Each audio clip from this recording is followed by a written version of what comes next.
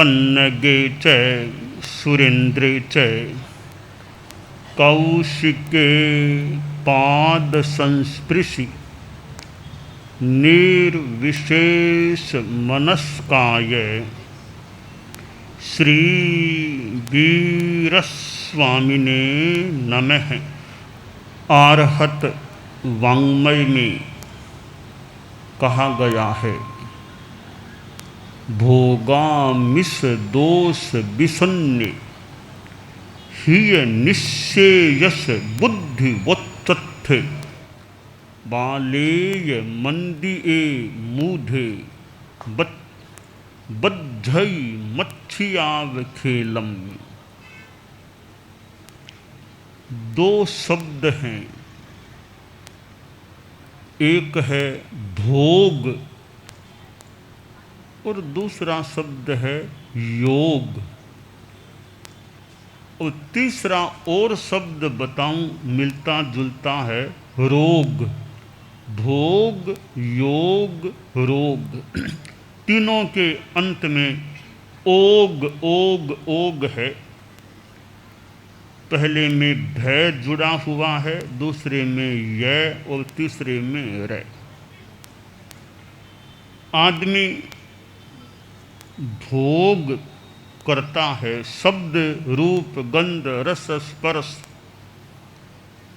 इनका उपभोग करता है।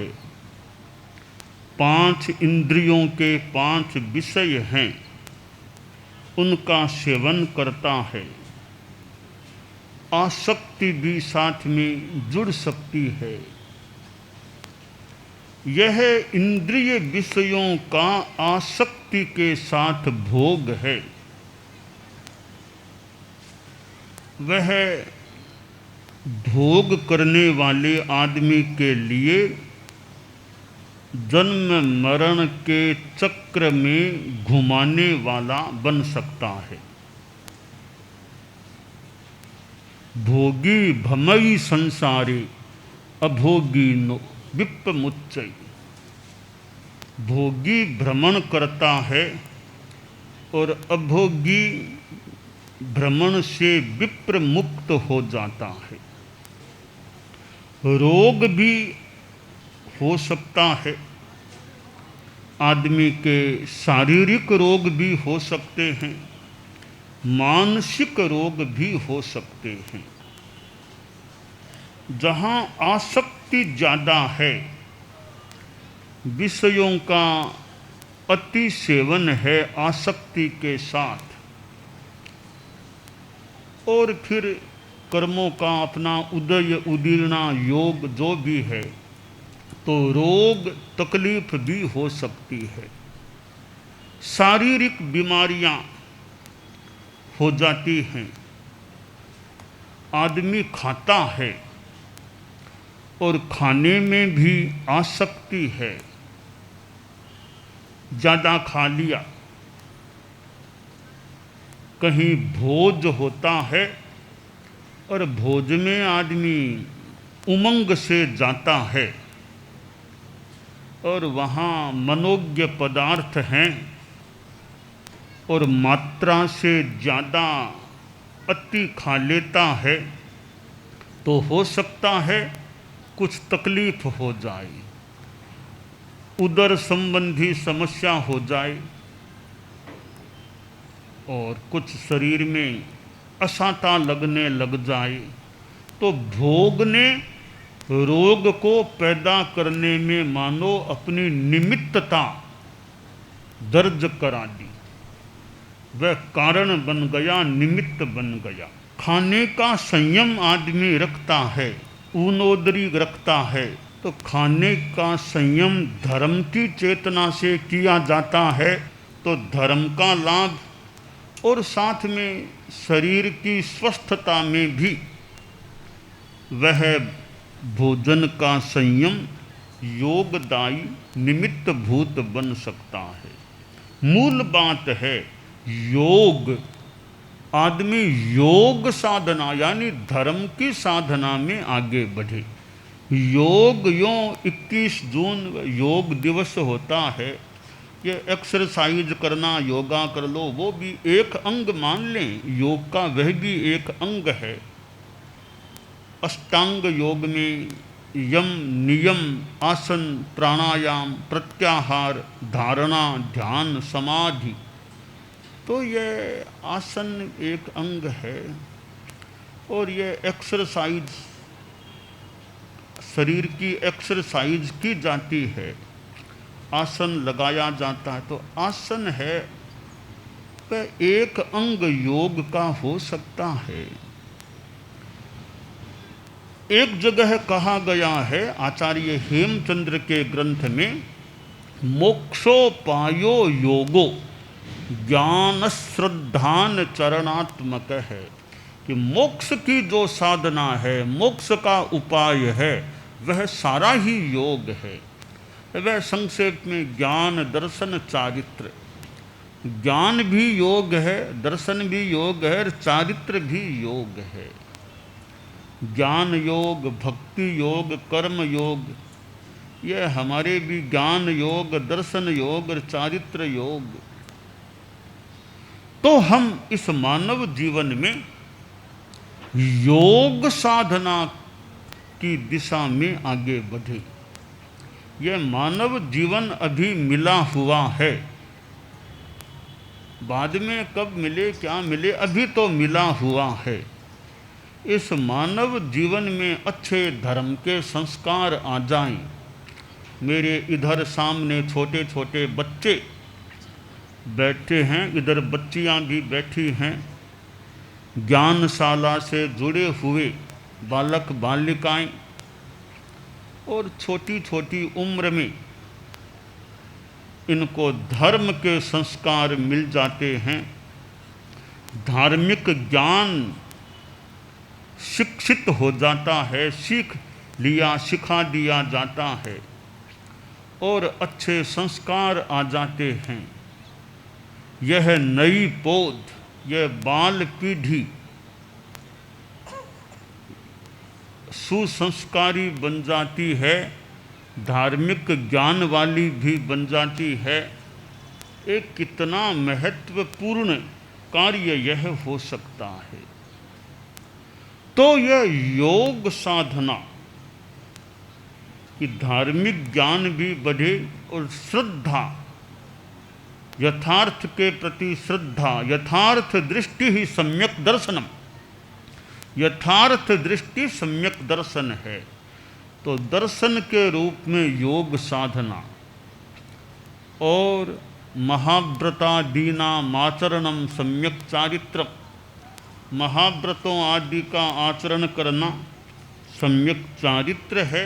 और महाव्रत सब मान लो न ले, इसके अनुव्रत को भी स्वीकार कर ले सम्यक्त्व के साथ, तो वह भी देश चारित्र हो सकता है। तो ज्ञान दर्शन चारित्र की आराधना साधना करना, यह योग साधना है।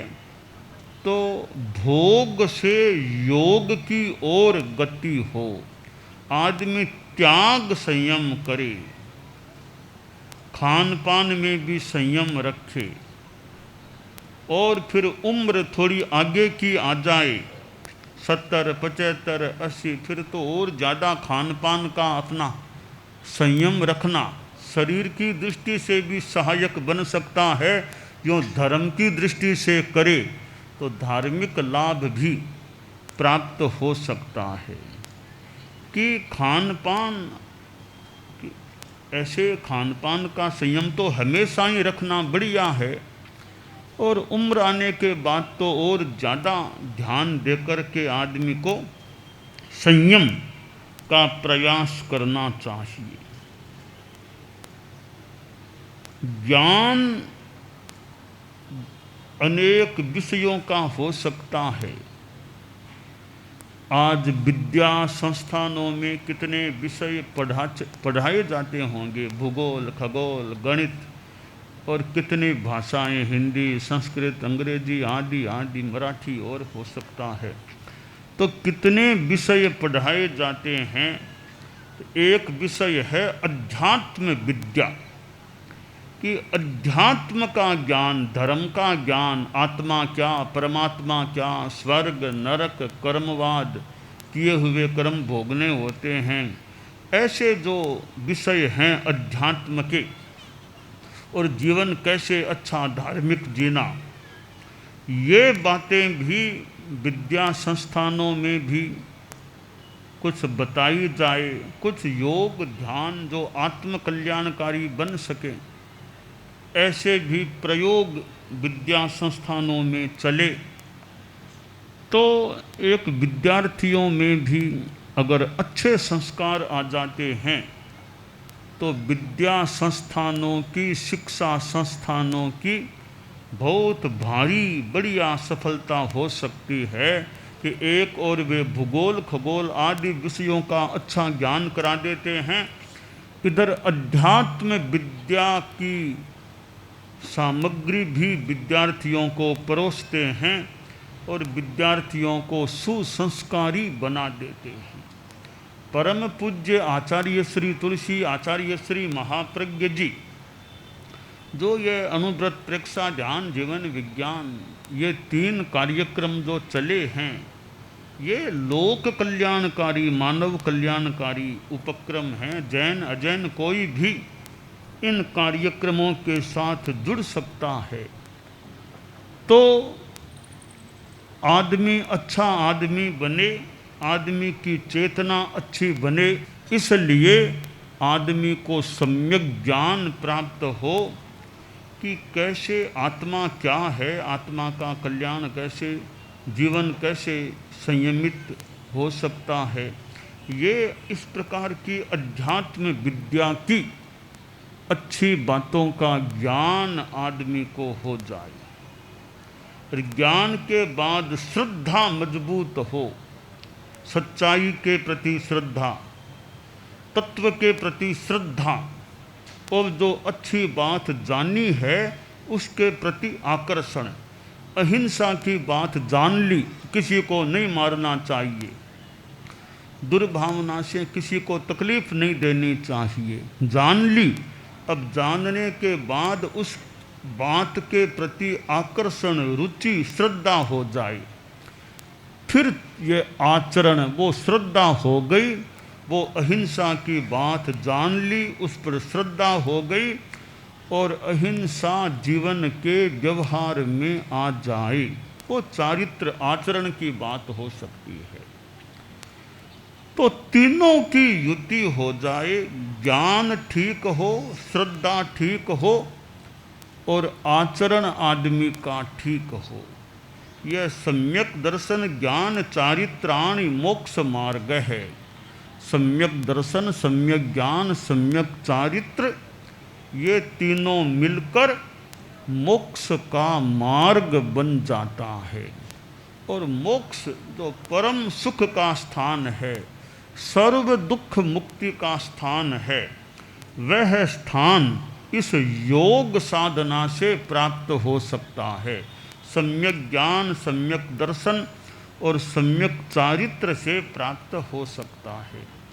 परम पूज्य आचार्य श्री भिक्षु स्वामी, जो जैन श्वेतांबर तेरा पंथ के आद्य आचार्य थे, प्रथम अनुशास्ता अधिशास्ता आचार्य थे, और वे भले महाराष्ट्र में नहीं पधारे, भले बीड़ तो खैर महाराष्ट्र में भी नहीं पधारे, और संभवतः तेरा पंथ के 8 आचार्यों तक कोई भी आचार्य श्री अपने आचार्य काल में, कालूगणी तक, भिक्षु स्वामी से लेकर कालूगणी तक 8 आचार्यों के पादस्पर्श का सौभाग्य संभवतः महाराष्ट्र की इस धरा को नहीं मिला था। सबसे पहले महाराष्ट्र में पधारने वाले हमारे धर्म संघ के आचार्यों में आचार्य श्री तुलसी थे। वे महाराष्ट्र पधारे थे, और महाराष्ट्र में मुंबई पधारे, पूना पधारे, औरंगाबाद भी पधार गए। ठीक है, बीड़ को मौका भले न मिला हो, पर औरंगाबाद, आपके थोड़ी दूरी पर आगे औरंगाबाद, वहाँ आचार्य श्री तुलसी पधारे थे। और बीड़ को वह सौभाग्य आचार्य श्री तुलसी के पादार्पण का मान ले नहीं मिला, कोई बात नहीं, अपना अपना भूमि का भी योग होता है, तब कोई ऐसा पादार्पण का प्रसंग मान लें बने। तो 8 आचार्यों तक तो कोई महाराष्ट्र में पधारे नहीं। आचार्य श्री तुलसी सबसे पहले पधारे आचार्यों में, फिर आचार्य श्री महाप्रज्ञ जी का भी महाराष्ट्र में पादार्पण हुआ, मुंबई हुआ, खानदेश हुआ, पर पूना को भी मौका नहीं मिला, औरंगाबाद को भी मौका नहीं मिला, और बीड़ भी पादार्पण नहीं हुआ था। परंतु महाराष्ट्र में आचार्य श्री महाप्रज्ञ जी भी पधारे थे। तो आचार्यों से जो एक पथ दर्शन मिल जाए, धर्म का सन्मार्गदर्शन प्राप्त हो जाए, वह मार्गदर्शन फिर उसके अनुसार आदमी जीवन यापन करे, धर्म जीवन में आ जाए, तो यह कल्याण की बात प्राप्त हो सकती है। आदमी कल्याण की दिशा में आगे बढ़ सकता है। तो यह जो मानव जीवन है अभी मिला हुआ है, इसका हमें अच्छा लाभ उठाने का प्रयास करना चाहिए कि कैसे इस जीवन में हम अहिंसा, सत्य, अचौर्य, ब्रह्मचर्य, अपरिग्रह इनकी साधना आराधना कर सकें, कैसे राग, द्वेष, क्रोध, मान, माया, लोभ इनका परिहार कर सकें, त्याग, संयम को जीवन में बढ़ा सकें, त्याग, तपस्या यह जीवन में बढ़े, तो महाव्रत सब स्वीकार न भी कर सकें, तो अनुव्रतों को, अहिंसा, अनुव्रत, सत्य, अनुव्रत आदि को स्वीकार करके भी आदमी कल्याण की दिशा में आगे बढ़ सकता है। भले आदमी समाज में रहे, भले राजनीति में रहे, किसी भी क्षेत्र में काम करे, राजनीति भी एक सेवा का साधन बन सकता है। और वर्तमान में लोकसभा चुनाव का एक समय है कि नई लोकसभा के गठन की बात है, लोकतंत्र की लोकसभा, और लोकसभा के लिए फिर यह चुनाव मतदान की बात है। तो इसमें भी कैसे धर्म रहे, इसमें भी नैतिकता, अहिंसा, नशा मुक्ति, ये चीज़ें लोकतंत्र के इस चुनाव के साथ भी एक नैतिकता के रूप में, नशा मुक्ति के रूप में धर्म का जुड़ाव रखने का यथोचित यथासंभव प्रयास हो। तो ये शासन की प्रणालियां है, राजतंत्र भी प्रणाली है, लोकतंत्र भी प्रणाली है। वर्तमान में भारत में यह लोकतंत्र की प्रणाली शासन का संचालन करती है। तो लोकतंत्र में भी भले जनता का राज, by people, for people, of people, परंतु अनुशासन, कर्तव्य निष्ठा लोकतंत्र में यह आवश्यक होती है। लोकतंत्र में यह न हो, जैसा कि अंग्रेजी की है उक्ति, without duty and discipline the duty of democracy shall be doomed to death and destruction, कि लोकतंत्र में यह अनुशासन, कर्तव्य निष्ठा नहीं होती है, तो यह लोकतंत्र का देवता, लोकतंत्र की देवी, यह मृत्यु और विनाश को प्राप्त हो सकती है। तो लोकतंत्र भी अनुशासन के बिना ठीक नहीं रहता। तो लोकतंत्र में भी डिसिप्लिन, हर नागरिक, जो नागरिक है, तो नागरिक का क्या कर्तव्य है, वह अनुशासित रहे, संयमित रहे, किसी दूसरे को तकलीफ फालतू न दे। तो ये प्राणियों के प्रति, पशुओं के प्रति भी नागरिकों के मन में दया की भावना हो। तो यह अभयारण्य होते हैं, अभयारण्य, मयूर अभयारण्य और अभयारण्य। ये अभयारण्य एक प्रकार से अहिंसा की बात मान ले हम, ये अभय, प्राणियों को अभय रहे, कोई प्राणियों की कत्ल न करे, हिंसा न, कभी आदमी हो, आदमी बहुत बड़ा प्राणी है, बहुत बड़ा प्राणी छोटे प्राणियों के प्रति भी अहिंसा रखे कि बड़ा भाई है तो बड़े भाई का बड़प्पन है, छोटे भाई के प्रति भी अहिंसा और का ध्यान रखे तो बड़े भाई का बड़प्पन है। इसी तरह आदमी बड़ा प्राणी है तो छोटे प्राणियों के प्रति भी मैत्री अहिंसा का ध्यान रखे तो हमारे जीवन में यह योग, सम्यक ज्ञान, सम्यक दर्शन, सम्यक चारित्र की आराधना अच्छी चले तो हम मोक्ष की दिशा में आगे बढ़ सकते हैं। हम सिद्ध योगी आचार्य श्री महाप्रज्ञ से प्रेक्षा ध्यान का एक प्रयोग करें। आपको एक प्रयोग कराया जा रहे हैं श्वास प्रेक्षा का। 5 सेकंड में श्वास लेना है, 5 सेकंड भीतर रोकना है और 5 सेकंड रेचन करना है और 5 सेकंड बाहर रोकना है। इस प्रकार 20 सेकंड में एक श्वास। सावधान रहे, श्वास भरे, भीतर रोके, रेचन करे, बाहर रोके, श्वास भरे, भीतर रोके, रेचन करे, बाहर रोके, श्वास भरे, भीतर रोके, रेचन करे, बाहर रोके, श्वास भरे, भीतर रोके, रेचन करे, बाहर रोके, श्वास भरे, भीतर रोके, रेचन करे, बाहर रोके, श्वास भरे, भीतर रोके, रेचन करे,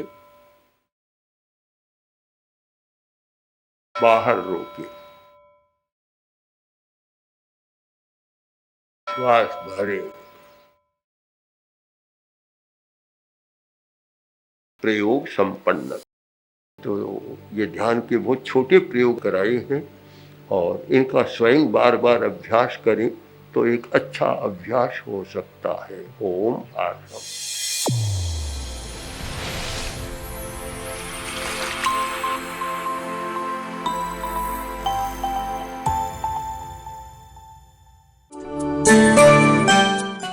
एकाग्रता, तन्मयता, अपने आप को मंगलमय अनुभव करते हुए नमो अरहंताणम, नमो सिद्धाणम, नमो आयरियाणम, नमो उवज्झायाणम, नमो लोए सब्बसाहूणम,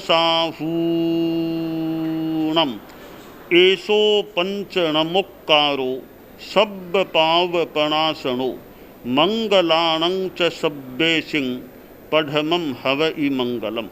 चत्तारि मंगलम, अरहंता मंगलम, सिद्धा मंगलम, साहू मंगलम, केवलिपन्नत्तो धम्मो मंगलम। चत्तारि लोगुत्तमा, अरहंता लोगुत्तमा, सिद्धा लोगुत्तमा, साहू लोगुत्तमा, केवलिपन्नत्तो धम्मो लोगुत्तमो। चत्तारि शरणं पवज्जामि, अरहन्ते शरणं पवज्जामि, सिद्धे शरणं पवज्जामि, साहू शरणं पवज्जामि, केवलिपन्नत्तो तं धम्मं शरणं पवज्जामि। धम्मो मङ्गलमुक्किट्ठम् अहिंसा संयमो तवो देवावि तं नमंसन्ति जस्य धम्मे सयामणो च इत्ता भारहं वासं चक्रवर्तीमसिद्धियो सन्ति करेलोए पत्तो गइमणुत्तरं देवदानवगन्धर्वा जक्षरक्षस किन्नरा बम्भयारिं नमंसन्ति दुःकरं जे करन्ति तम्।